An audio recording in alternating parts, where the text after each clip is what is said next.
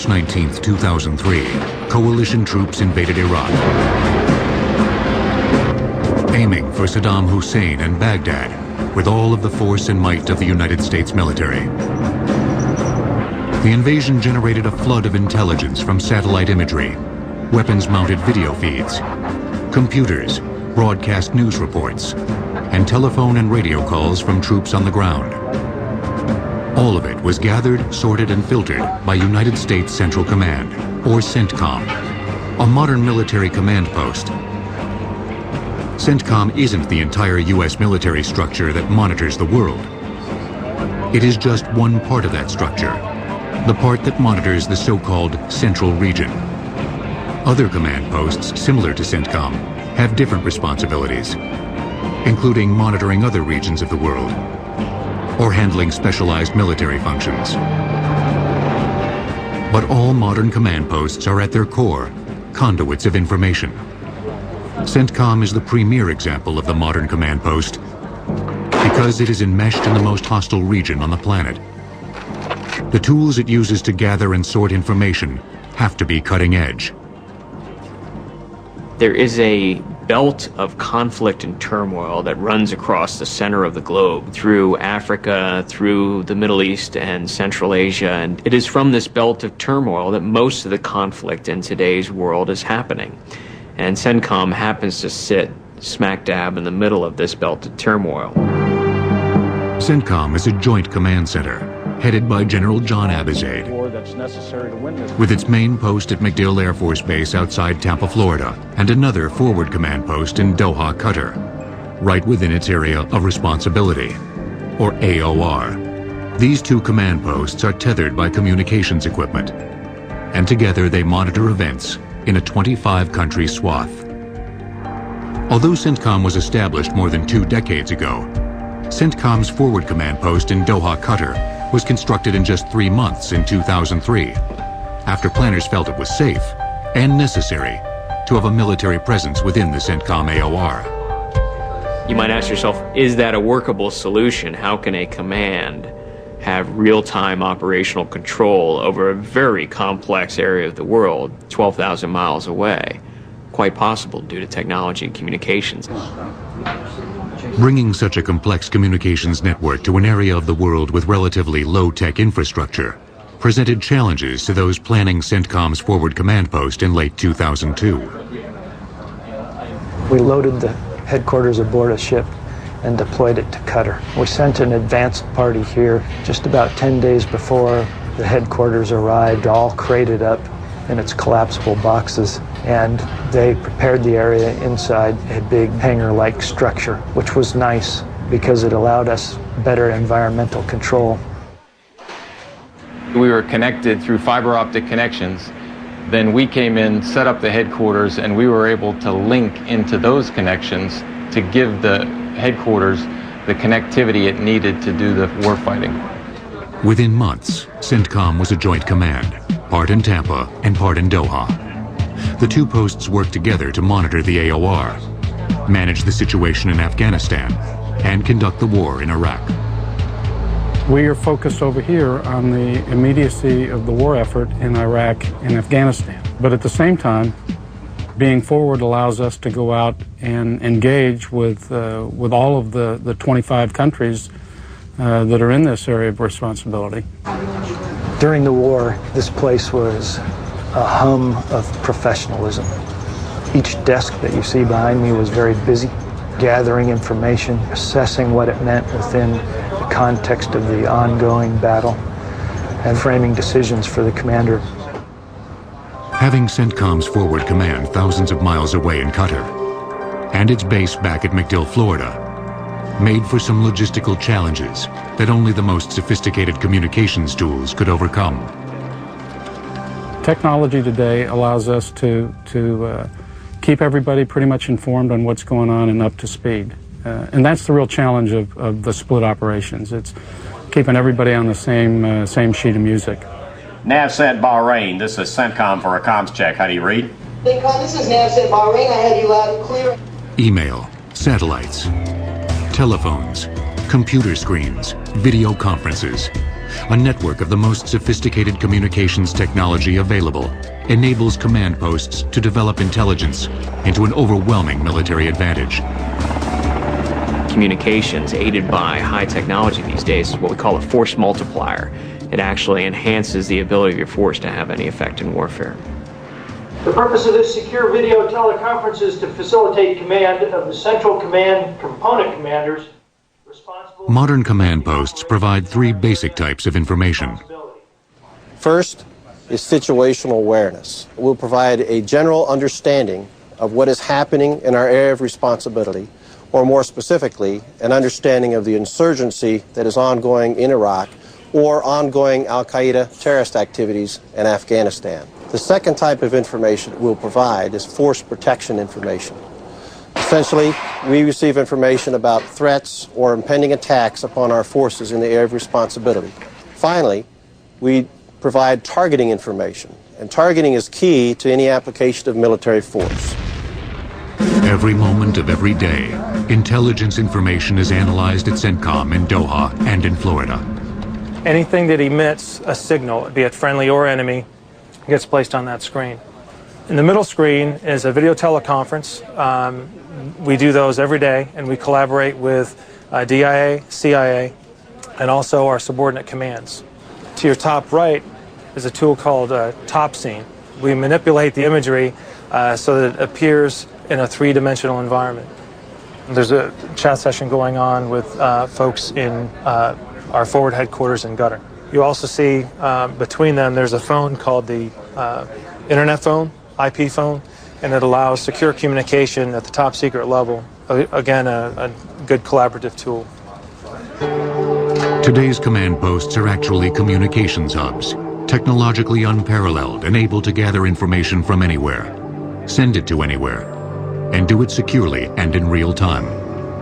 The technology really allows you to get inside the enemy's decision cycle, and that's critical. I mean, that simply means that we know more than he knows about the battlefield and the battle space that's over it, and we know it sooner and quicker, and therefore we're able to make decisions on that quicker. So this process needs to happen very quickly if you want it to be effective in warfare. And one of the major differences between the 1991 Gulf War and the 2003 Gulf War is we've cut this process from days to hours to minutes.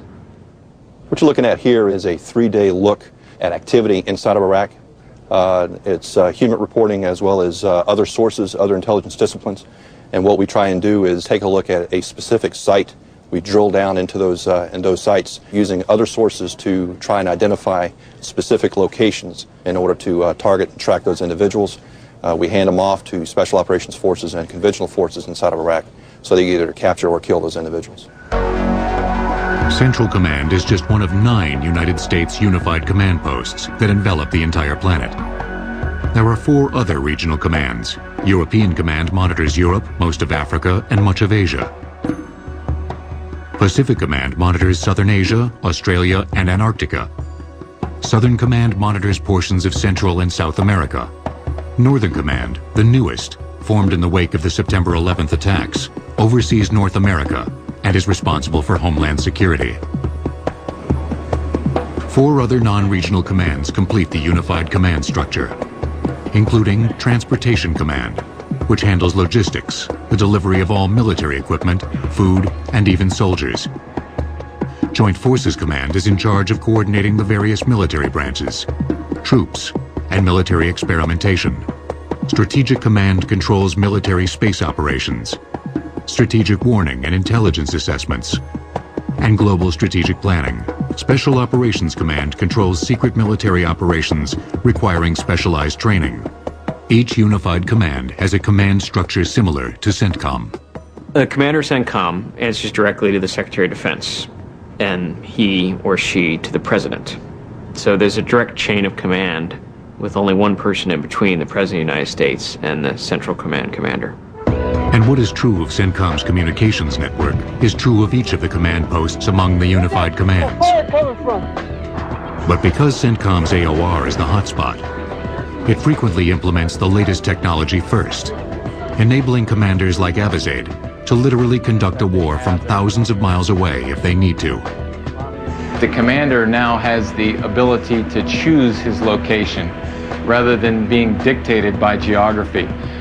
We can provide the commander with all the information that he needs no matter where he's located on the planet.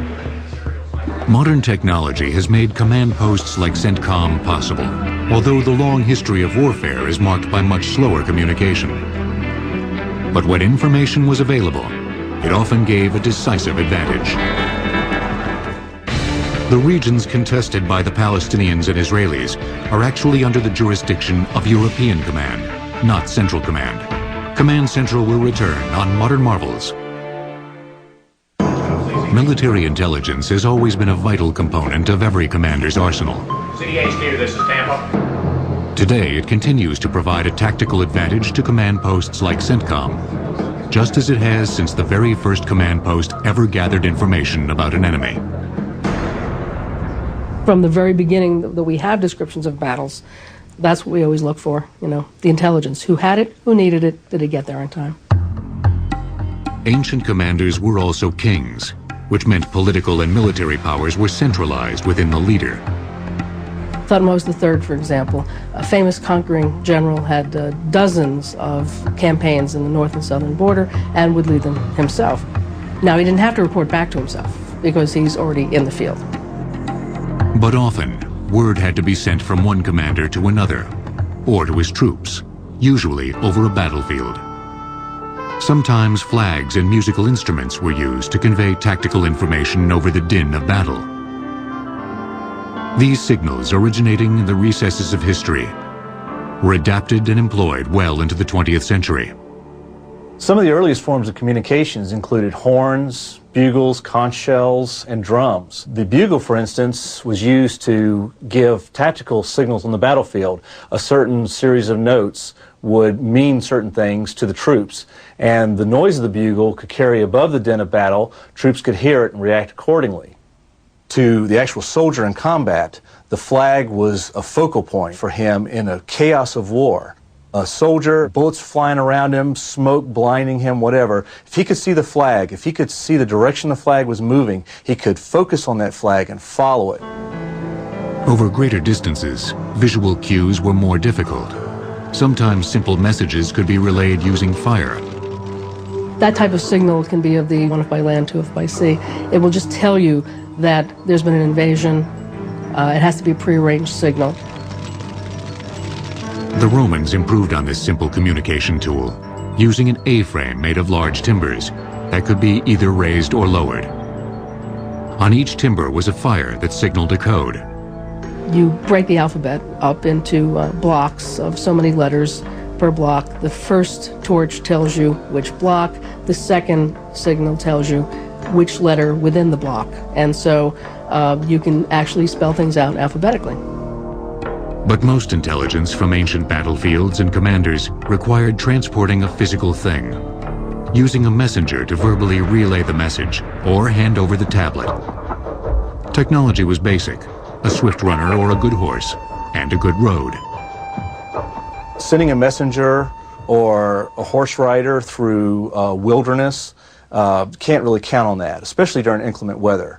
Now, a road gives you a path. That way the messenger knows the way back, and also during weather it increases the chance of getting there. Once all roads led to Rome, military strategists could combine this broadcast network with the courier service, by foot or horse, to relay information from the far reaches of the empire back to the Senate. But lag time, sometimes as great as months from an outpost like Britain, prevented distant capitals like Rome from functioning as battle-time command posts in outlying areas. Centralization was possible to the extent that Rome was the capital, and the Senate obviously ran the war because it sent the consuls out in order to execute that war. Very often foreign policy was made on the borders. At a time when military commanders were among the few who were literate, written communication was a form of security, though it wasn't foolproof. Messages by courier could also be intercepted, with monumental consequences. When Hannibal was in the south of Italy, waiting for his brother to reinforce him, his brother sends a letter to Hannibal saying, let's meet up and we'll crush the Romans. Hannibal writes back, then the Romans intercept it.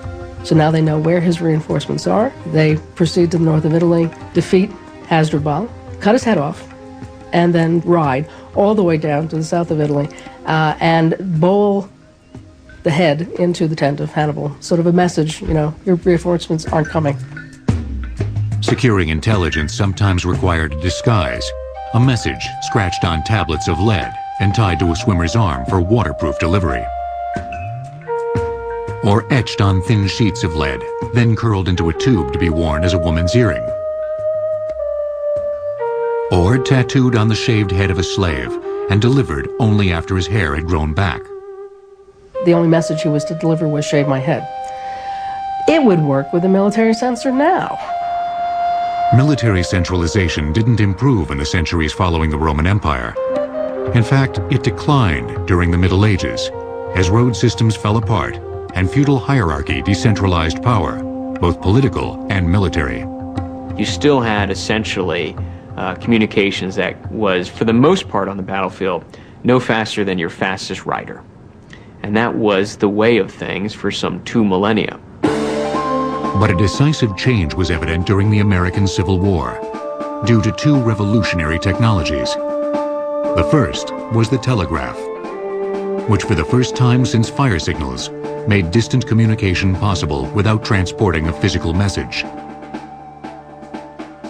This is an example of a Civil War telegraph key. This particular example is called a camelback because of the hump of the lever arm for the key. What you would have here are a couple of contacts that once the contacts are closed, a spark is created which travels along the line to a sounder. This would be at a distant station, and the spark goes through these coils here and through induction makes this lever arm click against the other.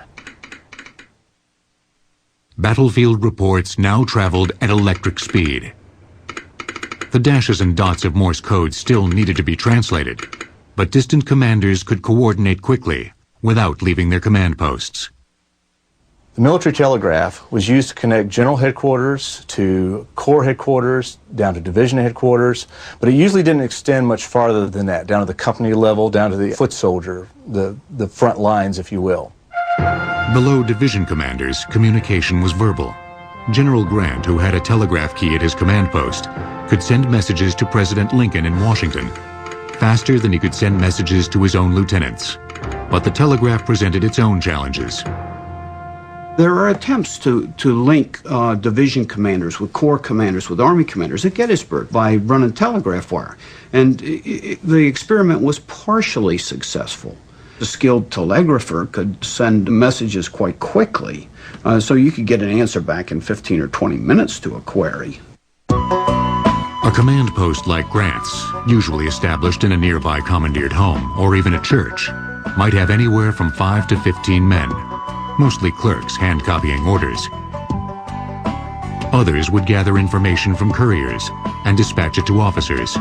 Still others would man the telegraph. Tables were used to display maps of nearby battlefields. These maps might even include topographic information gathered by map-making scouts. The second revolutionary technology that changed the Civil War command post was the railroad. The railroad kind of drove the telegraph. In other words, with the railroad being able to move a large number of troops quickly, you had to have a means to get that word to the commander. A steam locomotive could sustain speeds far exceeding the top speed of a horse, as long as the track was maintained, and the military could transport more on them than just couriers. It was able to utilize the railroad in moving large numbers of troops rapidly to the field. Jefferson Davis himself, for example, at the First Battle of Manassas, telegraphing the commander on the field to bring reinforcements, and they arrive by railroad. Command posts were able to collect remote information, evaluate it, then swiftly act with decisive force. The North controlled more telegraph lines and railroad track than the South. So communication was a tactical advantage, as long as the post could manage all the intelligence. And that required a staff of command post office workers. In addition to bureaucracy, centralization created another burden, at least from a military perspective: civilian oversight. these telegraph lines become very important to connecting Army field commanders to the Central Command in Washington at the War Department. That's where the telegraph lines all fed into. Curiously enough, they never continued the telegraph lines over to the White House just across the street. And Abraham Lincoln would make his daily journeys from the White House and sit patiently listening to the ticker machines bring in the reports. As important as the telegraph and the railroad were to the evolution of command posts, they would both be eclipsed by innovations in communication technology that took place in the years following the end of the Civil War. Sending messages via carrier pigeons by exploiting their natural homing instincts has a long military history, but an inconsistent one for the United States. During World War I, U.S. carrier pigeons made excellent targets for enemy guns in Europe. Command Central will return on Modern Marvels. Command posts continued their path toward further centralization in part due to an 1876 invention.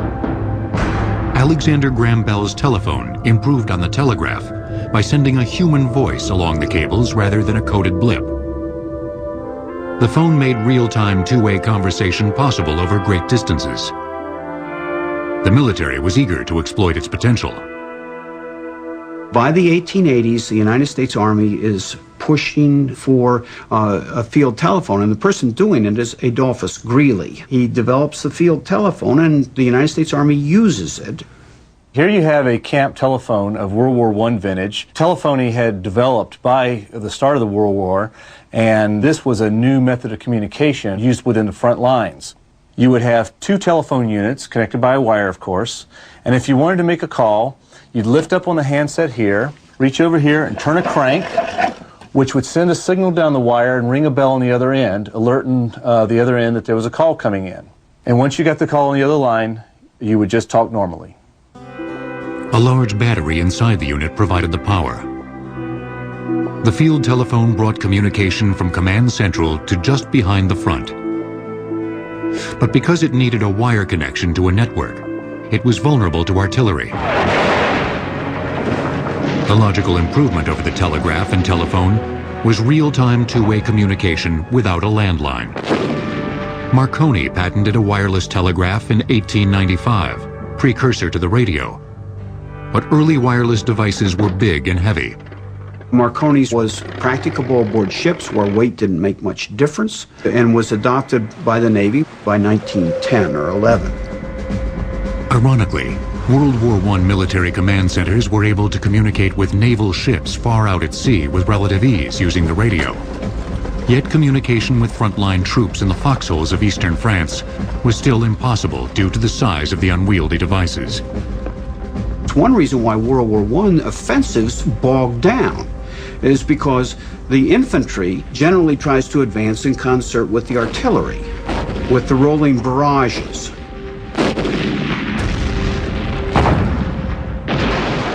But inevitably there were snags. Barbed wire would slow infantrymen down. And so the artillery barrage, a time barrage, would roll forward, but the infantry would generally fall behind.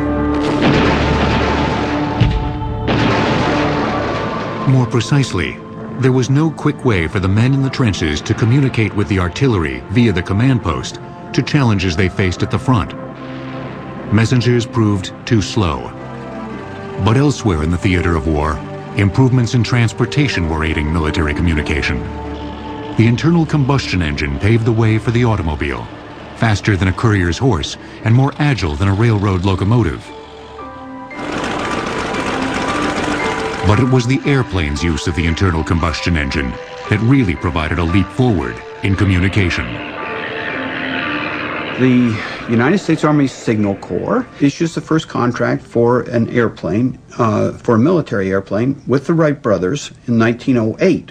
So this is hardly 5 years after the Wright brothers' first flight. But make no mistake, in the First World War, the key importance of the aircraft was reconnaissance. It wasn't bombing, it wasn't the fighter, it was reconnaissance. Reconnaissance planes provided a tactical advantage due to another technology invented in the 19th century. The photographic camera. Because observers couldn't remember or sketch the labyrinthine trench system, photographs were the most important intelligence a World War I plane could capture. Photos and other data could be couriered by auto or flown back to General Pershing's headquarters in western France. Pershing and his staff created a command central out of commandeered French buildings behind the front. Couriers gave information from the front to clerks who copied, encoded, and sent the information on through telegraph, telephone, or radio connections, up the chain of command to Washington if necessary.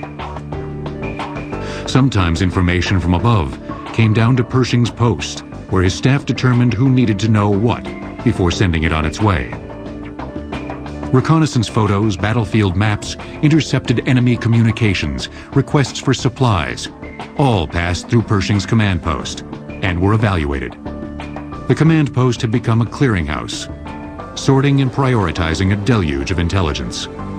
With overseas telegraph and telephone cables and radio relay stations connecting Pershing to Washington, the United States was on the verge of running the war thousands of miles from the battlefield. The Army Signal Corps in World War I connected Washington, D.C. with Pershing's headquarters in France, with the divisional commanders. In other words, Washington could talk to the divisional commanders if Washington so chose to do that. But Washington chose not to.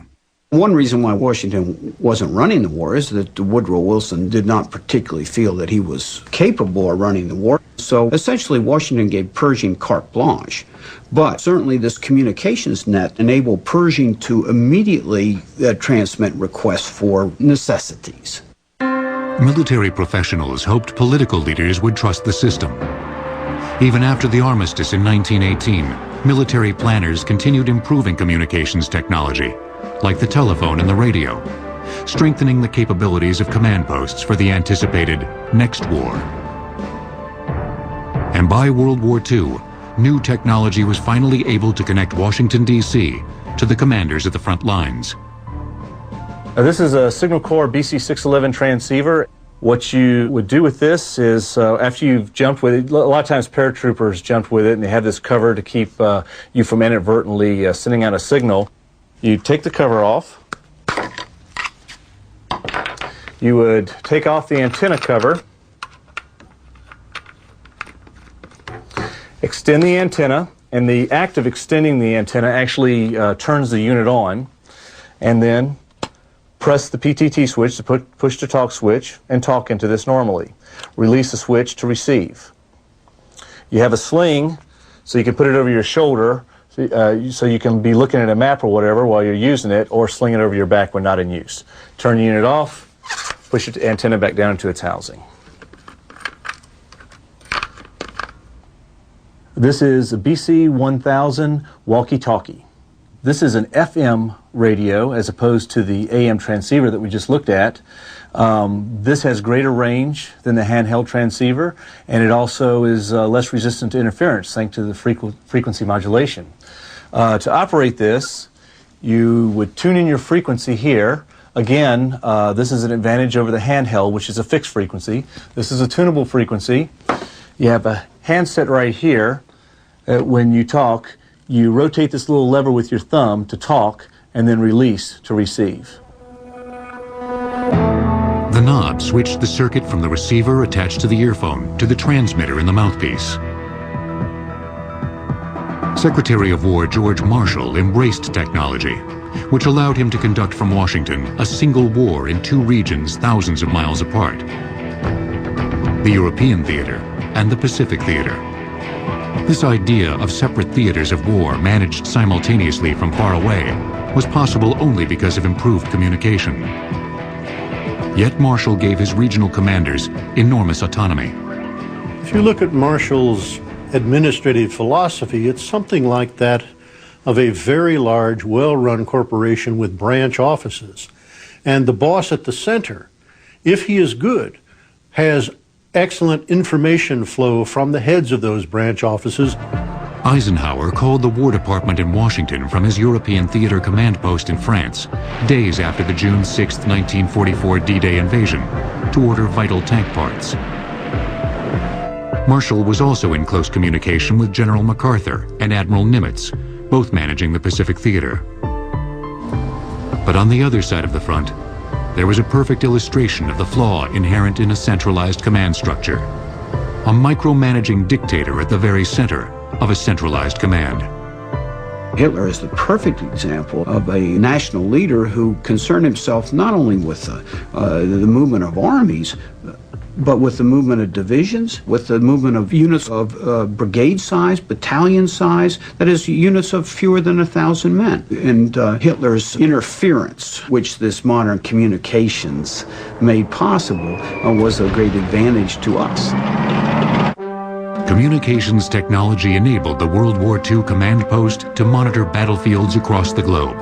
But the next war would for the most part be a cold one, based on high-tech spying, greater centralization, and more bureaucracy in the command structure.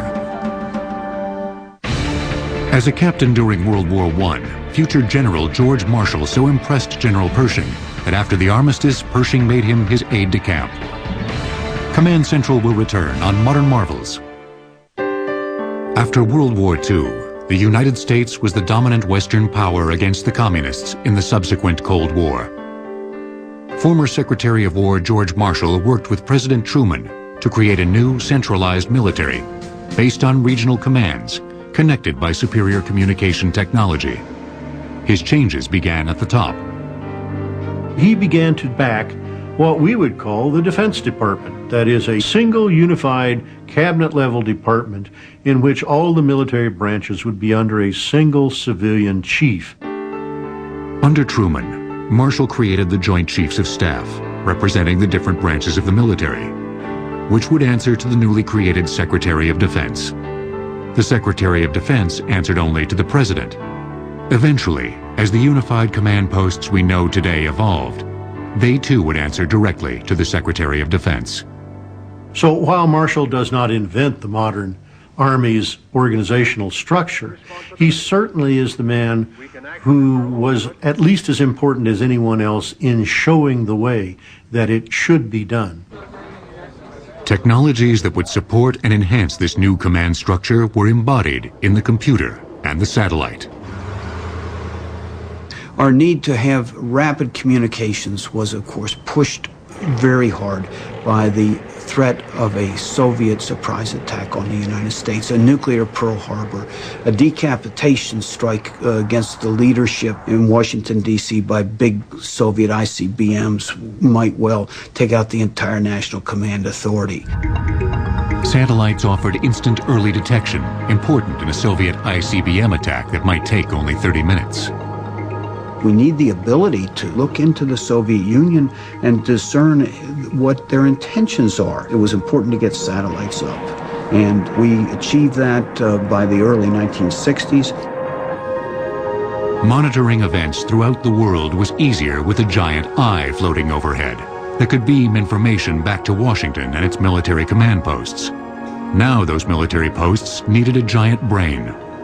Early computers were already tabulating artillery accuracy during the later stages of World War II. By the 1950s, they were working to collect and store intelligence. You need the help of computers to help process all this data. It's more data than a human can get through in a timely manner. In the late 1950s, the military created ARPA, the Advanced Research Projects Agency, and its job was to develop new communications technologies. Well, ARPA scientists fiddled around with computers, linked them together, and by 1969, they had 4 nodes connected together in what they called an ARPANET. Now, from this ARPANET grew more nodes until it evolved into the internet that we know it today. These innovations made communication ever faster and more complete. Photographs could be sent via satellite, as could television images. Messages could be broadcast from one computer to another. The need to physically courier a message was long gone, but weaknesses in the system weren't. During the war in Vietnam in the 1960s, opponents with fewer resources and less technology exploited them by fighting low-tech guerrilla-style wars. They have adopted a very fine cell-like system that suppresses the flow of information. And this makes it difficult for a technologically oriented society like ours to break into that. America continued to pursue a more centralized regional command structure, even as the Cold War began to thaw in the 1980s and 1990s. But events in the Near East and North Africa, plus the strategic importance of oil, refocused attention toward that region of the world.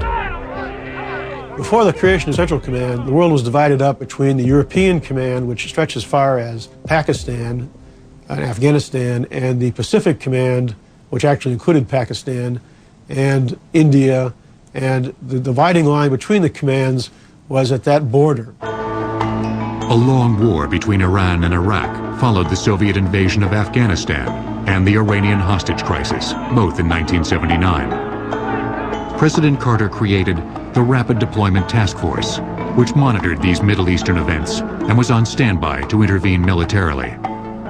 Then when Reagan became president, he decided that the best thing to do with this rather ad hoc unit called the Rapid Deployment Joint Task Force was to turn it into a full-fledged unified command in the same sense as the European Command, the Pacific Command. Central Command became a full command in 1983. CENTCOM's stewardship of the region was put to the test when in 1990, Saddam Hussein's Iraq invaded Kuwait. Again, the world's eyes were riveted to this volatile region under Central Command's watch. But what really set things into motion was the U.S. decision to send over 500,000 troops, plus the troops of some 30-odd other coalition members to invade Iraq and Kuwait and take back Kuwait from the Iraqis in 1991. This put the command on a totally different footing, and from that level of strategic attention flowed the new technologies, the innovative military experiences, and other advantages, if you will, over the 1990s. The Gulf War was also the last war in a long line of American military engagements before communications technology truly permeated every aspect of warfare. The Gulf War of 1991 was, in many ways, the Cold War battle that we never fought against the Soviets. And we got glimpses of the future of an information technology-driven war, but it was not one. It was a war that was still fought mostly by tank ships and planes. And so the modern wars that started with the Civil War and ended with the Gulf War, really wars that were characterized by industrial mass. And World War II really being the apogee of that style of warfare. But if you look at wars of the information age, in World War II, what it took 1,000 bombers to destroy could be destroyed by 100 bombers in Vietnam. Could be destroyed by maybe 10 bombers in the 1991 Gulf War, and can now be destroyed by 1 bomber or even less in the 2003 Iraq War because of the advances in information technology and communications, not so much the advances in weaponry. The war in Iraq that began on March 19, 2003, was a new war for a new era, managed by computer and telephone and video conferences from command posts, hundreds, even thousands of miles away.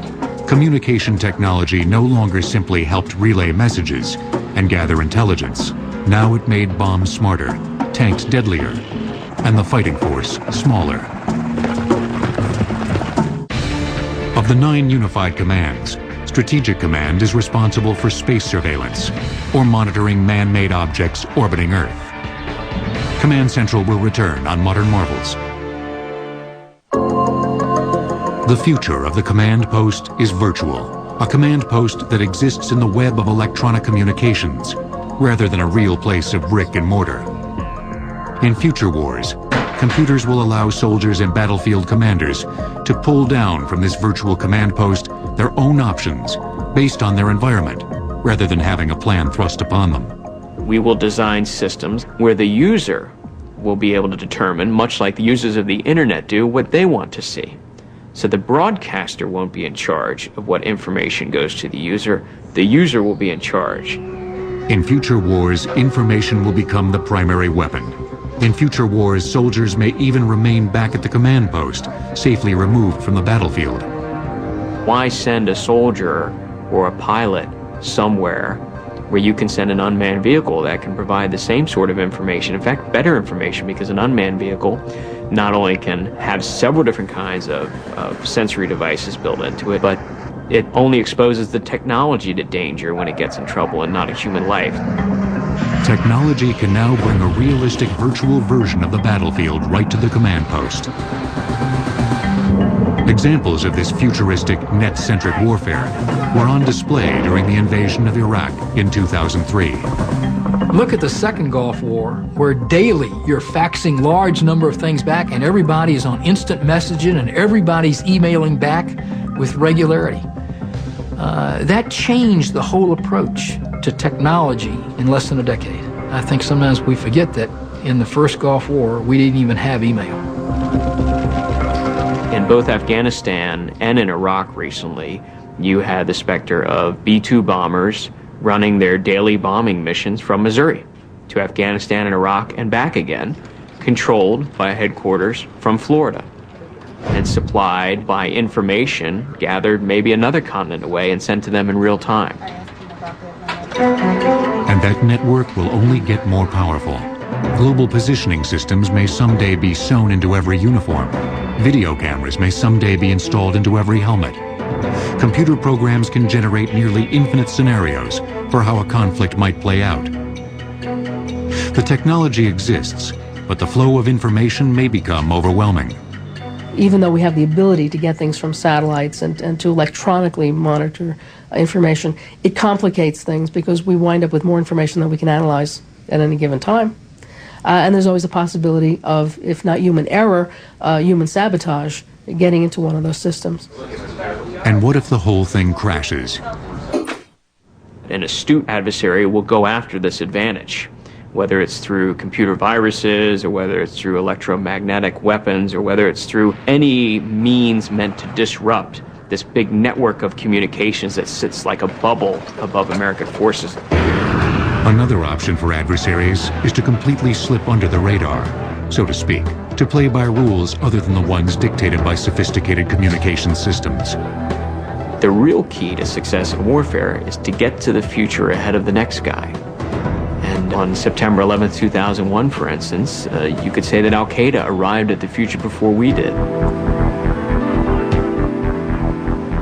They brought a new style of warfare to our shores.